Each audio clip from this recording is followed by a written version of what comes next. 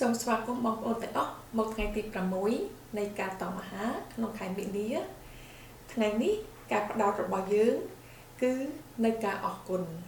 ពេលនេះសូមយើងចំណាយពេលបន្តិចដើម្បីនឹងគិតពីសេចក្តីល្អរបស់ព្រះនិងបង្ហាញពីការអរគុណរបស់យើងទៅលើព្រះអម្ចាស់មិនថាជាយើងនៅក្នុងរដូវណាមួយក៏ដោយឬមានមូលហេតុអ្វីក៏ដោយ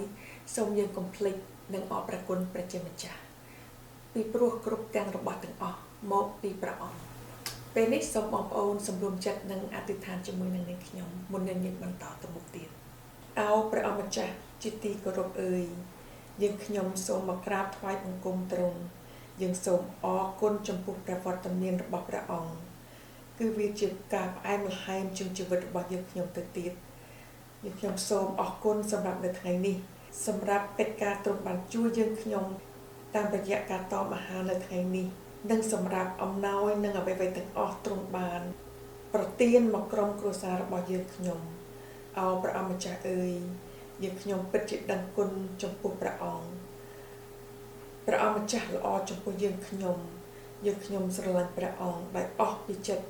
យើងខ្ញុំសូមអរគុណចំពោះព្រះបន្ទូលរបស់ទ្រង់ដែលនាំនៅពន្លឺនិងកម្លាំងដល់ជីវិតរបស់យើងសូមអរគុណនៅរដូវកាលថ្មីនេះដែលទ្រង់បាននាំយើងខ្ញុំចូលទៅជិតទ្រង់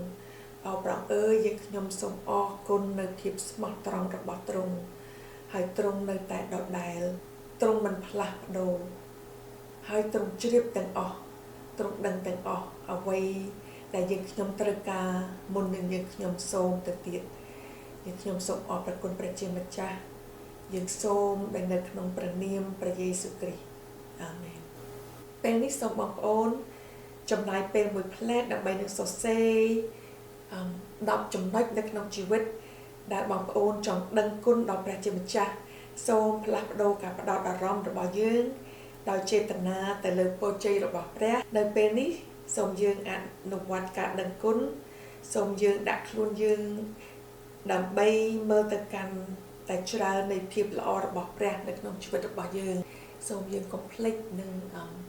នឹកចាំហើយដឹងគុណដល់ព្រះជាម្ចាស់បន្តមកទៀតខ្ញុំសូមអានព្រះគម្ពីរ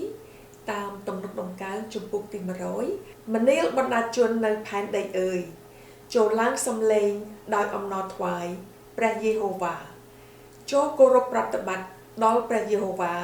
ដោយអរសប្បាយឲ្យចូលមកនៅចំពោះទ្រង់ដោយច្រៀងចម្រៀងចុះត្រូវឲ្យដឹងថាព្រះយេហូវ៉ាទ្រង់ជាព្រះ